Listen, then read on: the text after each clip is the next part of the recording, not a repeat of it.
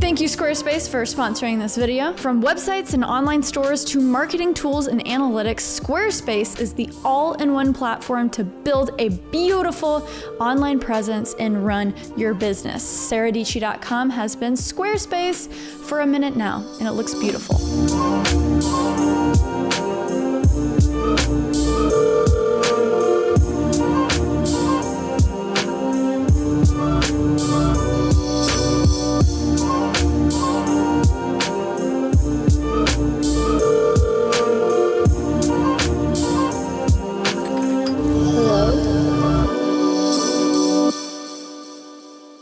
Here's the thing, 360 cameras, all the rage, right?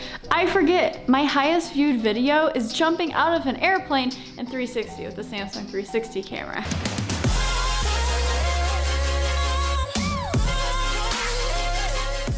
The workflow for these cameras traditionally has been pretty bulky, but the companies have been innovating, things have been done. So it's time to test out the Insta360 because I have been loving the GoPro Fusion. It's still a little bit of a pain to mess with in Premiere, but the shots that you get from it blow my mind. I'm here with your boy, John Hill. It's your boy in the back. You can flip it around. Oh, it's your boy. We're gonna play around with this new Insta360 One, X, X1, whatever it's called. And then later going to compare it to the GoPro Fusion and the new GoPro 7, which I already know and love, so this will be fun. My office is actually kind of dark, so I wonder which camera is going to be better in this low light, and I'm also just walking around. Is it handling my walking okay? The Fusion! I don't know if the Fusion is the best with low light, but walking, how's the stabilization? I'm walking. Hey! Alright, time to go on the booster boards again. Let's get it.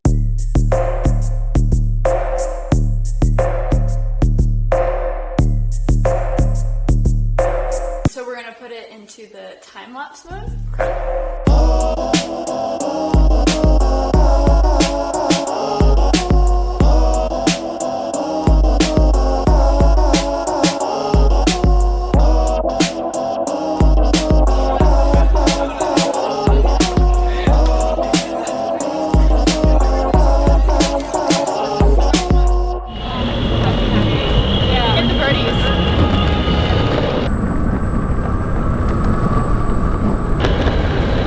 That's art.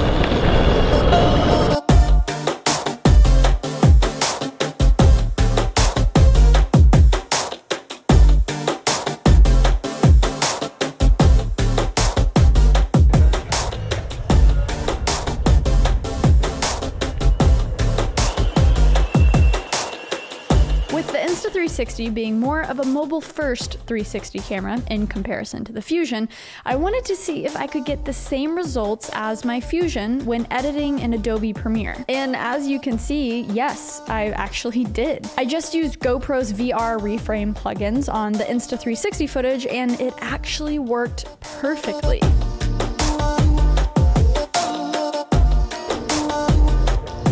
Let's hop over to the GoPro Hero 7. Their advertising shaky video is dead, and what a better place to test this out than the bumpy streets of New York City. I recorded this in 4K and scaled it down to 1080. This footage is without warp stabilization and it looks fantastic. Let's move on to the Osmo Pocket because wow, I love this thing and look how cute it is.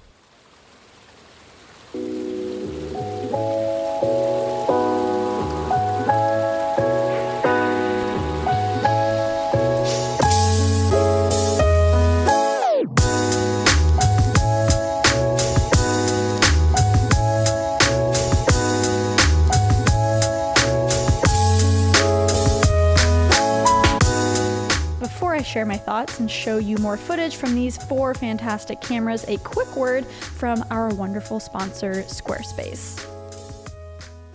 My website, saradietschy.com, is used as a portfolio website. There's a lot of great sponsors that make this channel possible, so I like to showcase that. So it's a great place to show off past work for any future sponsors. Also, it's a place you can go to if you have no idea who I am and you want to check out what I'm about, the type of videos I create. So it gives hopefully a good first impression. And yes, it's 2019, we made it, guys, and there are so many opportunities out there to build online businesses. And Squarespace is the all-in-one platform to do that with, from domains, websites, online stores, and marketing tools. It has everything you need. And if you're nervous about designing a site, oh my gosh, I want it to look good, but maybe you're not a graphic designer, well, they have you covered with their templates. There are so many beautiful templates to choose from, and hey, if you need help while designing your website, there is a 24/7 customer support via live chat and email. So if you want to check it out, go to squarespace.com for your free trial. And when you're ready to launch, you can go to squarespace.com/saradietschy to get 10% off your first website or domain. 2019, maybe it's time for your side hustle to become your main hustle. Check out the link in the description below, and back to the video. So let's start with talking about the Osmo Pocket. Now this has actually been staying in my camera bag. I've been using it a lot for random things where I would usually benefit from having a gimbal, but the size of a big gimbal that would fit my Sony a7 III is usually too bulky to travel with. A lot of people say, you could just get a phone gimbal for $100. Even those are bigger than the Pocket. A lot of people don't understand just how tiny this is. You can just literally throw this in your pocket, throw it in your camera bag, and you got a super portable gimbal. Boom, there you go. This is the case it comes with. I'll put it in my pocket. This is a woman's pocket too, which says a lot because our jean pockets are tiny. Am I right, ladies? Let's see. So basically, if you have man jeans, it'll fit in your front pocket.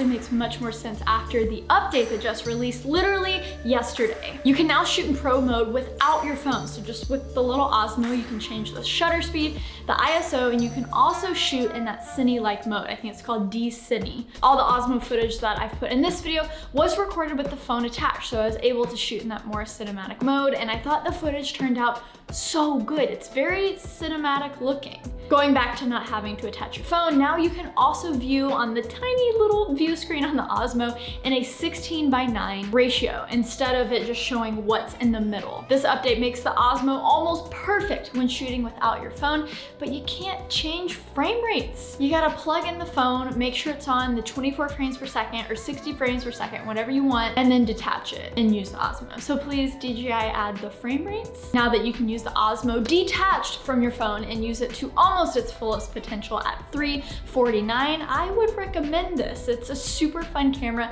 and when you attach it to a phone, you get a lot of cool features like the tracking, special modes like the new story mode, where you can film your subject with already pre-done camera movements so you don't have to do it just all by yourself.